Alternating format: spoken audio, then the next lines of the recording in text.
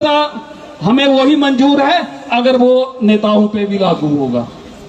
सिर्फ हमारे लिए बीच का रास्ता नहीं, आपके लिए भी बीच का रास्ता होना चाहिए। ठीक है ना? 90,000 रुपये विधायक 2,20,000 रुपये विधायक लेता है, एक है ना, 2,20 ही है ना, और 90,000 पेंशन लेता है। 2,20,000 लेने वाला विधायक अगर 20,000 पेंशन लेगा तो हम एनपीएस में खुश हैं। 2,20,000 उसको 90,000 क्यों? और वो भी शपथ लेते हैं। कम से कम 10 साल का क्राइटेरिया सरकारी एम्प्लॉइज वाला रखना चाहिए विधायक के लिए कि उसने 10 साल जो है विधानसभा में काम किया हो, तब उसको पेंशन मिलनी चाहिए, जैसे कर्मचारी के लिए। अरे इनका तो अभी आपने देखा होगा, एक सांसद 15 रुपए के लिए लड़ रहे थे, उसके साथ नेगोशिएशन कर रहे थे भी 15 का भुट्टा तो बहुत महंगा है। देखा किसी ने? अरे जिसको फ्री के खाने की आदत पड़ गई हो उसको तो 15 में महंगाई लगेगा।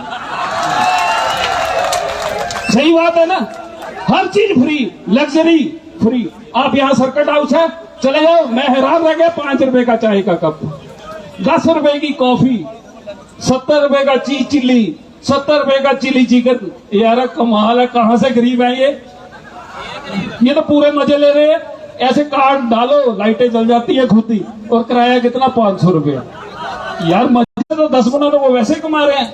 लेकिन जो दूसरी मलाई भी है इसमें, उसके बाद हम जिक्र ही नहीं करते।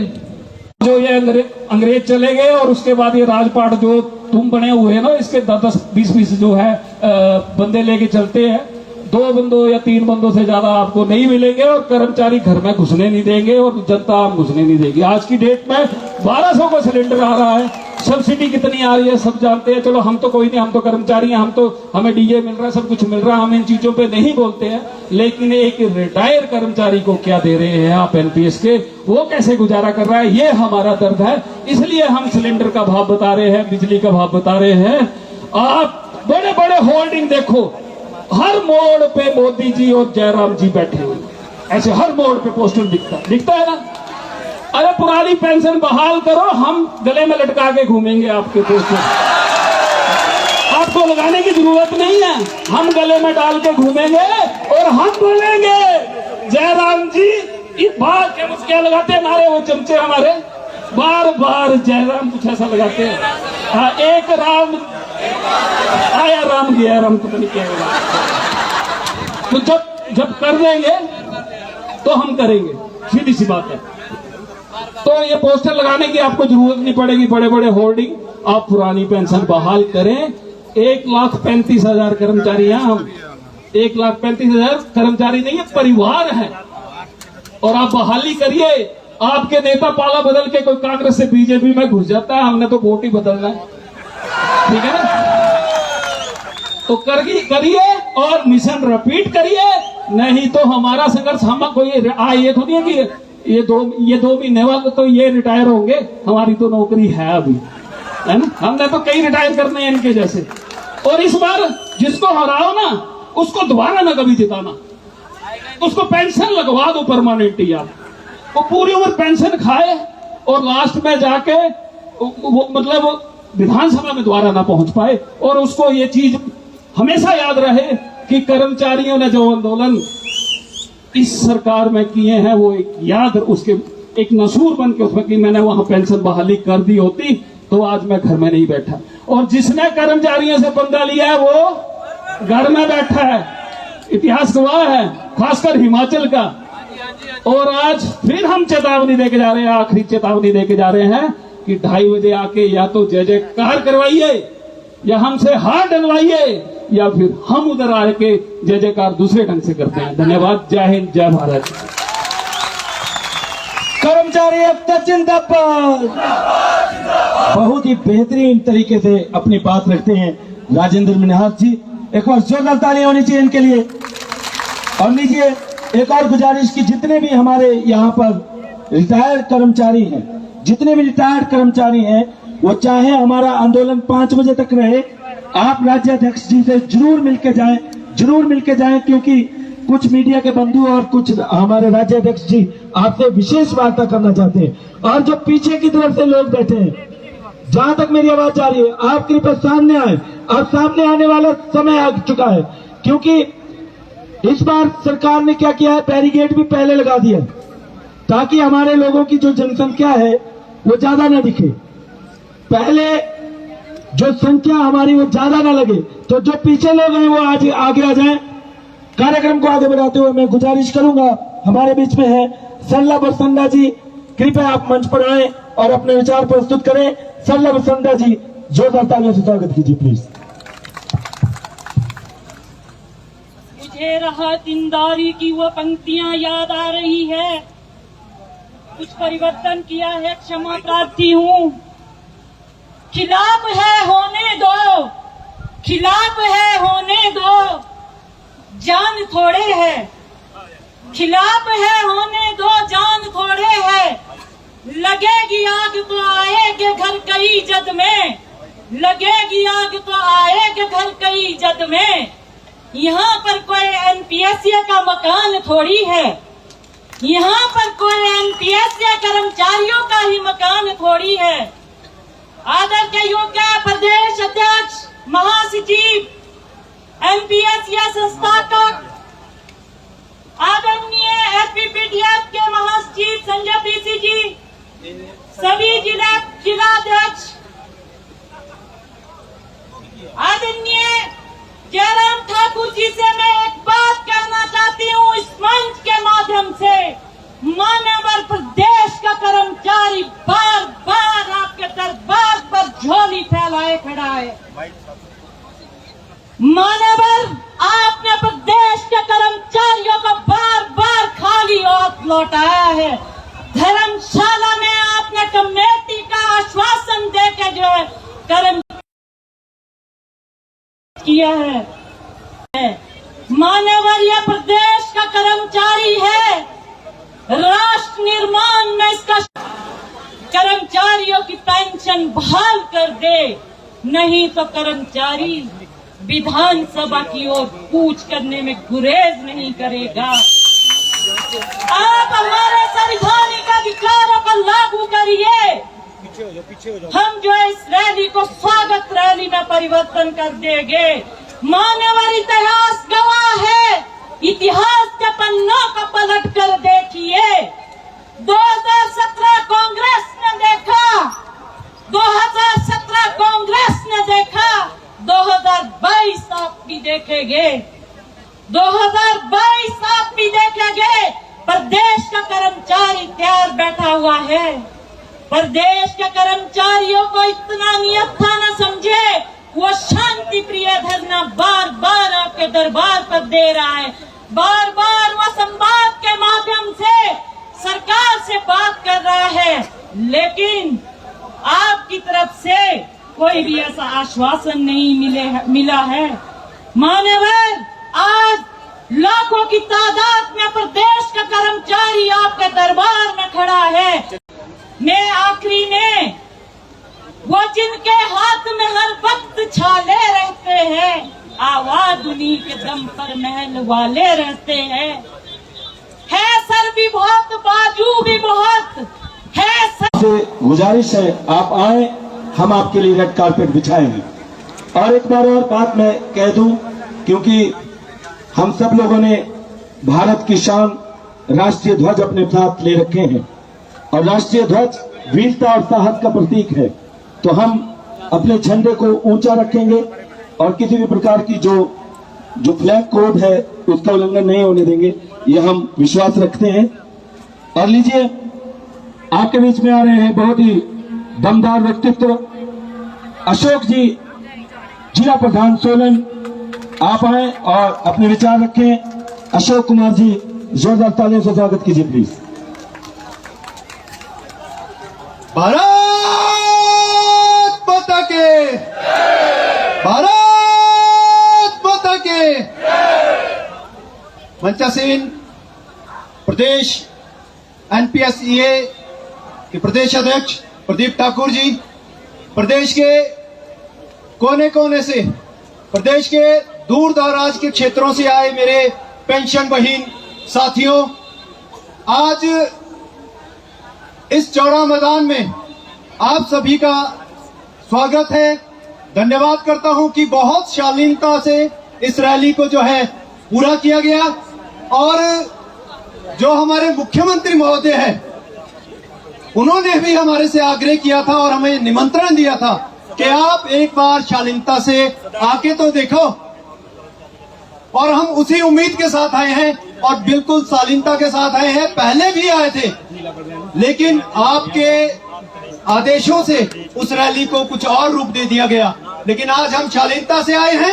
आप हमारी पुरानी पेंशन, जो हमारा हक है, वो आप छीन के बैठे हैं। उन्हें आज जो है हम कर्मचारियों को जो है लौटा दें।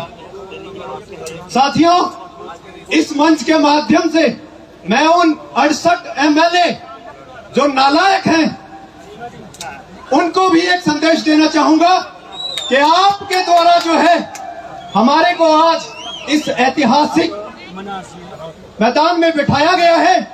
इस मैदान में बैठने की जरूरत आपको है। आपको संविधान को पढ़ने की जरूरत है। ये ऐतिहासिक मैदान है। यहाँ पे संविधान निर्माता डॉक्टर भीमराव अंबेडकर जी की मूर्ति लगी है। इस संविधान को पढ़ने की जरूरत आपको है। और मैं मुख्यमंत्री महोदय से निवेदन भी करूंगा कि आप हमारे बीच में आए, हमारे से वार्ता करें और कर्मचारियों का जो हम बात करते हैं 1,35,000, तकरीबन 10 लाख वोट बनते हैं। उन वोट के हिस्सेदार आप बन सकते हैं अगर आप यहाँ इस मंच से जो है पुरानी पेंशन जो है आज बहाल करते हैं और पेंशन पुरुष जो है आप बनिए। साथियों, एक और संदेश मेरा रहेगा। ये जो 68 एमएलए यहाँ बैठे हैं और हमारे विपक्ष के जो माननीय है कि साथियों, इन विधायकों से एक ही निवेदन रहेगा कि आप मां चिंतपूर्णी की कसम मत खाइए। आप अपने इष्ट देवता देवी देवता की कसम जो है वो मत खाइए।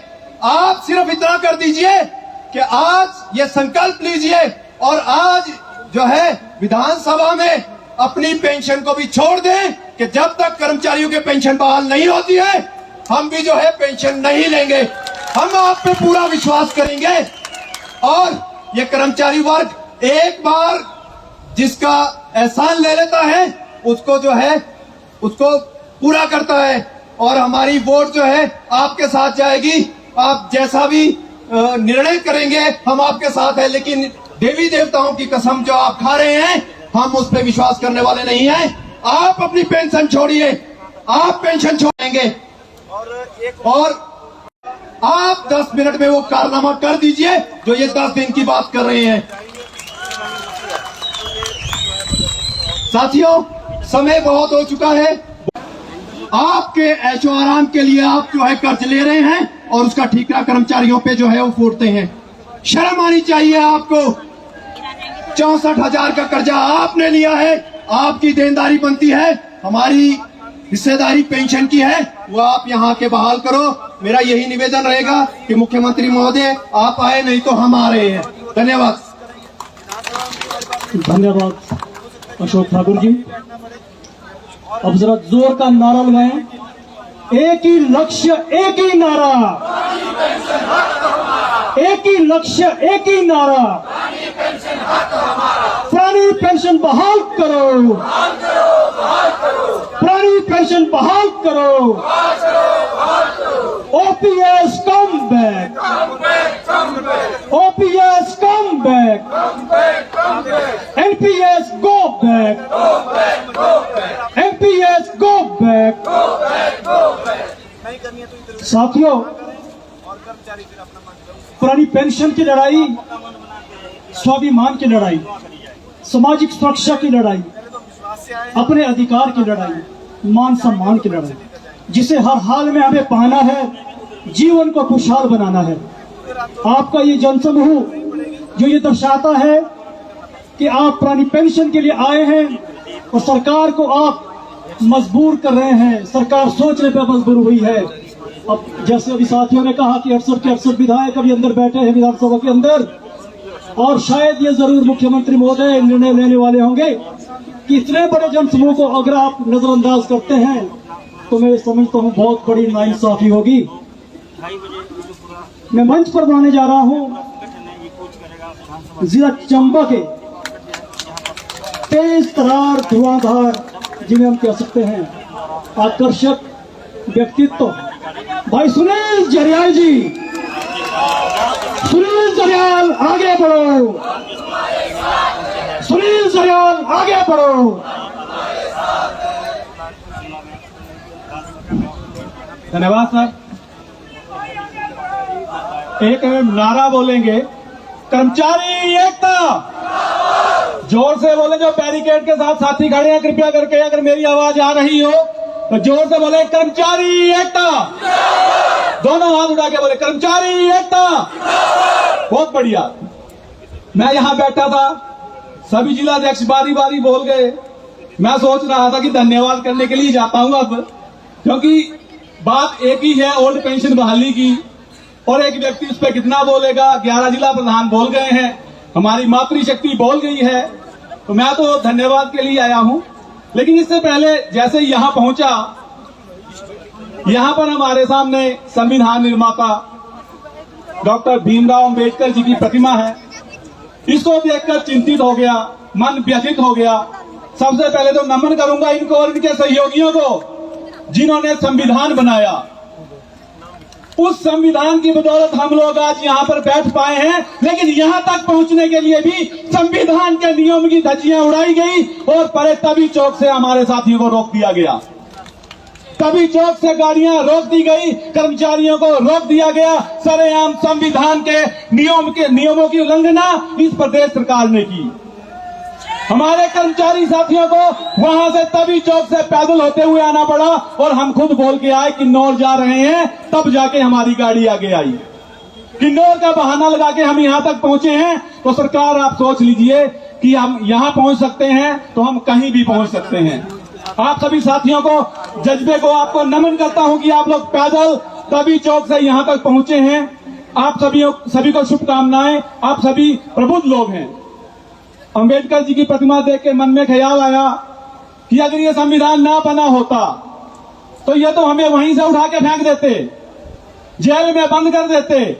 इस संविधान की बदौलत कम से कम हम लोग यहां पर इकट्ठे तो हो पाए हैं। दूसरी विडंबना देखिए, नीचे जब हम टूटीकंडी में इकट्ठे हुए तो हमारे ही कर्मचारी साथी हमें उपदेश दे रहे हैं कि यहां पर खड़े होने की अनुमति नहीं है।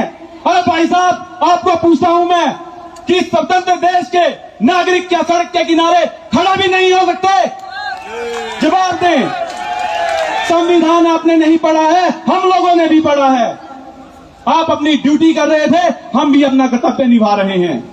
आपके हिस्से की पेंशन लेने के लिए ये माताएं बहनें, ये भाई बहन FIR लेकर बैठे हुए हैं, और वो FIR आपके द्वारा की गई है। क्रांतियां एक दिन में नहीं आती हैं साथियों। मैंने पिछली बार भी कहा था जब हम जिलाधीश कार्यालय के बाहर बैठे थे कि साथियों, इतना बड़ा जन सैलाब आया है। टूटीकंडी में जब 103 में हम लोग रुके थे, वहां पर भी मैंने पुलिस के साथियों का आह्वान किया था कि छोड़ दीजिए, ये बेड़ियां जो आपके पांव में बांधी गई हैं, खोल दीजिए। अगर उस वक्त भारत देश आजाद हुआ था तो उस वक्त भी जो सरकारी सेवक थे उन लोगों ने अंग्रेज हुकूमत के खिलाफ बेड़ियां तोड़ी थी। आपको भी बेड़ियां तोड़नी पड़ेगी। कब तक ये दुहाई देते फिरोगे कि पुलिस रूल्स में नहीं है उल्लंघन करना, पुलिस आंदोलन नहीं कर सकती? पुलिस भी आंदोलन कर सकती है। नहीं तो आप अभी गए थे आपके पे स्केल के लिए मुख्यमंत्री के आवास पर। आएगा वो दौर, अगर आप अभी साथ देंगे तो हम लोग इसी वर्ष पेंशन में होंगे। साथियों, अपनी जमीर को जगाइए। ये जो कर्मचारी माताएं बहनें बैठी हैं, भूखे प्यासे आए हैं, 3-3 दिन हो गए हैं चलते हुए। अंबेडकर जी का धन्यवाद करूंगा कि कम से कम बोलने की आजादी तो दी है, नहीं तो यहां आप तो बोलने पे भी टैक्स लगा देते। बात करूंगा पेंशन बहाली की। मनहास जी कह गए, हमारे अन्य साथियों ने कहा कि बैरिकेड 2-2 मंजिल ऊंचे कर दिए गए हैं। अरे इस सरकार ने तो अपने लिए रास्ते खुद ही बंद कर लिए हैं। पहले बैरिकेड विधानसभा गेट के बाहर था, आज बैरिकेड ये सामने लगा दिया है। आप इस सरकार से उम्मीद लगा के बैठे हैं ये ओल्ड पेंशन स्कीम बहाली करेगी? मैं तो बोलता हूं बहुत अच्छा किया इन्होंने यहां पर बैरिकेड लगा के, क्योंकि इन्होंने यहां बैरिकेड नहीं लगाया है। आज हम आए हैं। याद रखिए, चुनाव आचार संहिता लगता ही आप हमारे दरवाजे पे आएंगे। रख दो, हमने तैयार रखे हैं, लेकिन बैरिकेड भी तैयार रखेंगे।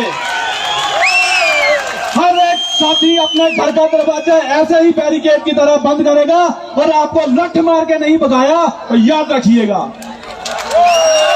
यहां से कितने भी साथी हमारे सुन रहे हैं, साथियों कुछ लोग आपके लिए आगे आए हैं। हम नहीं कहते आप हर जगह आगे आइए, लेकिन चुनाव वोट एक ऐसी ताकत है जो गुप्त होता है। किसने किसको वोट दिया कोई नहीं जानता। मैंने किसको वोट दिया मेरी धर्मपत्नी नहीं जानती, मेरी धर्मपत्नी ने किसको वोट दिया मैं नहीं जानता। लेकिन इस बार इतिहास बनेगा, एनपीएससीए हिमाचल प्रदेश बोल कर वोट करेगा। जो ओल्ड पेंशन देगा उसी को वोट होगा और सरेआम वोट करेंगे। अभी भी समय है ठाकुर साहब, यही चौड़ा मैदान है, यही अम्बेडकर जी की प्रतिमा है, यही सुनील जिरियाल है, यही प्रदीप ठाकुर है। मैंने उस वक्त भी कहा था कि कर्मचारी हैं, हमें खुले आंदोलन के लिए मजबूर मत कीजिए। जिस दिन हम लोगों ने खुला आंदोलन कर दिया, इतिहास बदल के रख देंगे। आप 68 सीटों पे चुनाव लड़ने वाले हैं। मेरे भाई समझ गए होंगे इशारा किसकी तरफ है। 3 मार्च 2021 को मैंने यहीं से कहा था कि अगर आप ओल्ड पेंशन बहाल करते हैं तो हम लोग आपका स्वागत करेंगे, अभिनंदन करेंगे, मिशन रिपीट में आपका सहयोग करेंगे, रिवाज बदलने में सहयोग करेंगे। लेकिन अगर किसी को कर्मचारियों के आंदोलन पर शंका है तो पालमपुर जाकर शांता जी को पूछ लीजिए, पालमपुर जाकर शांता जी को पूछ लीजिए। 9 पे आज तक वापिस नहीं आए हैं। अंतिम अवसर है आपके पास। कर्मचारी हैं, खुले मन से सच्चे भाव से आए हैं, ओल्ड पेंशन चाहते हैं। और एक बात यहां कहना चाहूंगा, पिछले कल मैंने समाचार पत्र में पढ़ा कि हमारे मुख्यमंत्री महोदय जी ने स्टेटमेंट दी है कि मैंने केंद्र के समक्ष मसला उठाया, पेंशन बहाल करना इतना आसान नहीं है। अगर आसान नहीं है तो कुर्सियां छोड़िए ना, क्यों बैठे हैं हम कुर्सियों पे? अगर आप नहीं कर सकते तो हटिए पीछे। 68 लोग इसी रैली में मिल जाएंगे। 68 लोग जो देश भी चला सकते हैं, प्रदेश भी चला सकते हैं, फैसला भी बदल सकते हैं। और जहां तक रही बात पेंशन बहाल नहीं हो सकती और आप बार बार स्टेटमेंट देते हैं कि राजस्थान सरकार ने जो की है वो ओल्ड पेंशन नहीं है। चलिए मैं आपकी स्टेटमेंट पर भरोसा कर लेता हूं। आप कहते हैं राजस्थान सरकार ने जो पेंशन बहाली की है वो ओल्ड पेंशन नहीं है। चलिए मैं आपकी बात पे भरोसा करता हूं। है दम है ठाकुर तो राजस्थान वाली पेंशन बहाल करके बताइए तो गहलोत साहब ने करके दिखाई है। अवसर विधानसभा विधायकों को बोल रहा हूं कि अगर बहुमत में है, जितनी पेंशन गहलोत साहब ने बहाल की है उतनी सी कर दीजिए, उतनी पेंशन बहाल करके देखिए, फिर लगेगा पता कि गहलोत साहब ने ओल्ड पेंशन रिस्टोर की है या कुछ और रिस्टोर किया है। वक्ता बहुत है, बोलने वाले भाई प्रदीप ठाकुर जी को सुनने वाले आप बहुत हैं। एक निवेदन करूंगा हर घर से, हर माता से, हर बहन से, हर सहकर्मी से और हर उस व्यक्ति से जो आज इस चौड़ा मैदान में मौजूद है और जो घर में बैठे हैं। साथियों 2 माह बाद ये हमारे चौखट पर होंगे, 2 माह बाद ये हमारे पास चौखट पे होंगे। हम लोग अक्सर कहते हैं हम दान कर रहे हैं, वोट का दान कर रहे हैं। दान अयोग्य को कभी ना करें, ध्यान उसी को करें जो योग्य हो। हमारे पास ऐसा मौका आ रहा है कि ये हमारे दरबार पे होंगे। आज जो ये बैरिकेड लगाए हैं, आज जो ये फायर ब्रिगेड की गाड़ी लगाई है, वाटर कैनन भर के रखा है इन्होंने, जो मर्जी करें, लेकिन 2 महीने बाद ये हमारे घर में होंगे।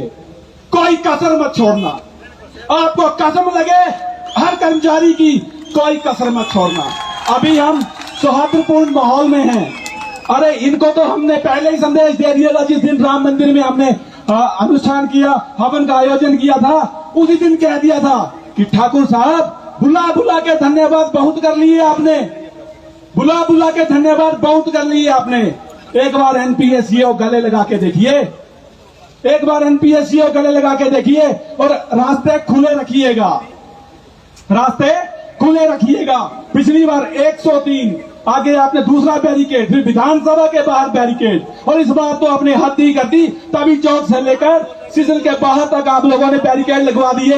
नीयत आपकी साफ नहीं है। ओल्ड पेंशन स्कीम बहाली के लिए सिर्फ नीयत चाहिए, और अगर आप में नीयत है तो आप ओल्ड पेंशन स्कीम बहाल कीजिए।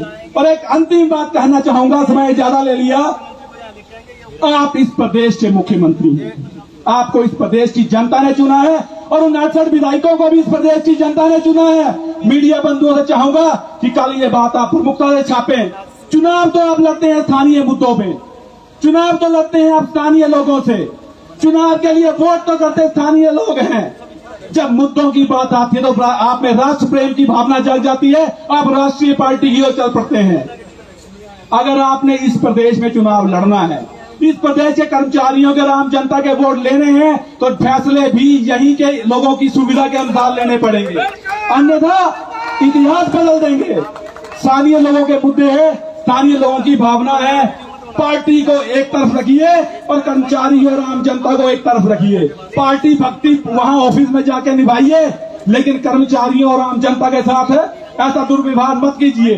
अभी तक कर्मचारी हैं, ओल्ड पेंशन के अलावा कुछ नहीं बोल रहे हैं।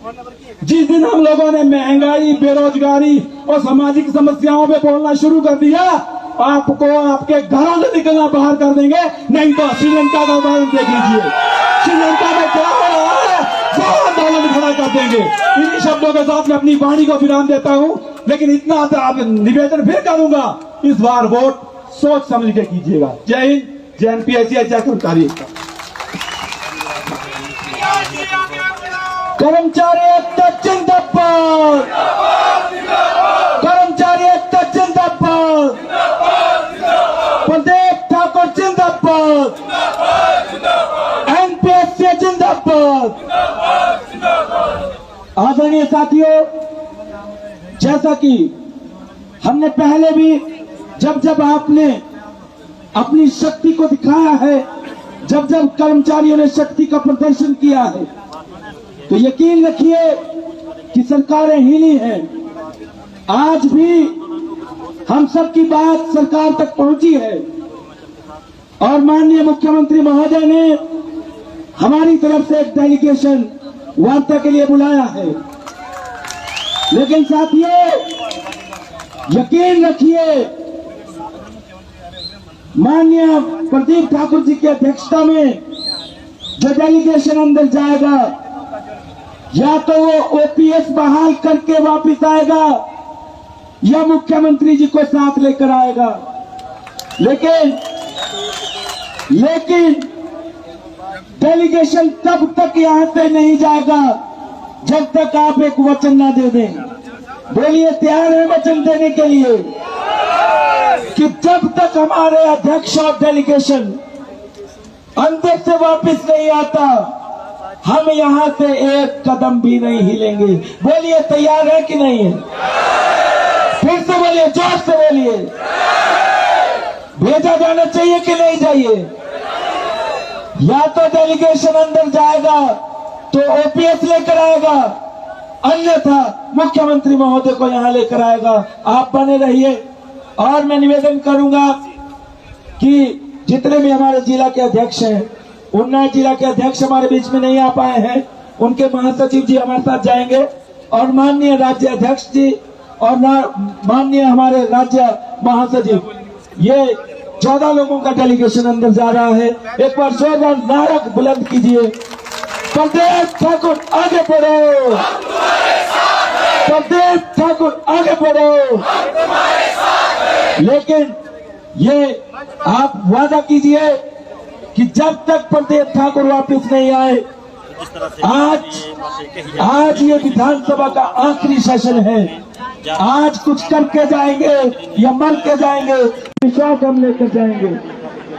इसी बीच मैं गुजारिश करूंगा, प्रताप जी अगर हमारे बीच में हैं वो आए। तो देखिए, फिलहाल एक डेलीगेशन बुला लिया गया है वार्ता के लिए मुख्यमंत्री के पास। तो अब देखना होगा कि फिलहाल इनकी मांग को लेकर किस तरह की सहमति बनती है। जितने भी यहाँ पर जिला अध्यक्ष आए हुए हैं और साथ ही साथ जो एनपीएस संघ के प्रदेश अध्यक्ष प्रदीप ठाकुर हैं, ये 14 लोगों के समेत वहाँ पहुंच रहे हैं। और इस बीच यहाँ पर ये संख्या ऐसे ही बैठे रहने वाली है। इसके बाद देखना होगा इनकी मांगों पर कितना गौर होता है, किस तरह का आश्वासन इन्हें आज यहाँ पर मिलता है, क्योंकि इनका ये कहना है कि घोषणा लेकर ये यहाँ से जाने वाले हैं। अभी तो फिर मिलेंगे नहीं। हो सकता है कि सरकार की ये चाल हो कि हमें हमारे आंदोलन को समाप्त करने की कोशिश की जाए। आप बैठे रहें, आप बैठे रहें, जल्दी हमारा डेलीगेशन आएगा। लीजिए निर्मल राजकौर जी हमारे बीच में। रस डाला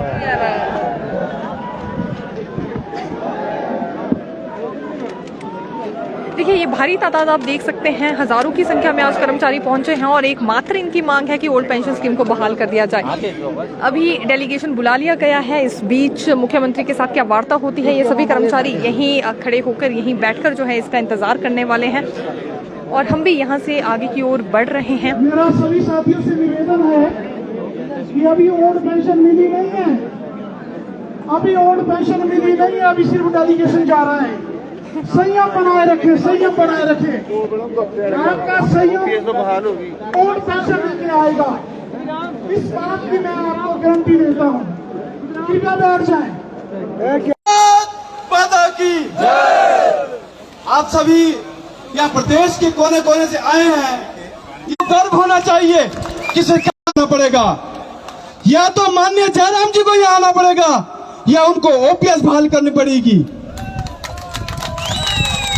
मेरा आप सबसे एक निवेदन है, एक निवेदन मेरा आप सबसे जरूर रहेगा।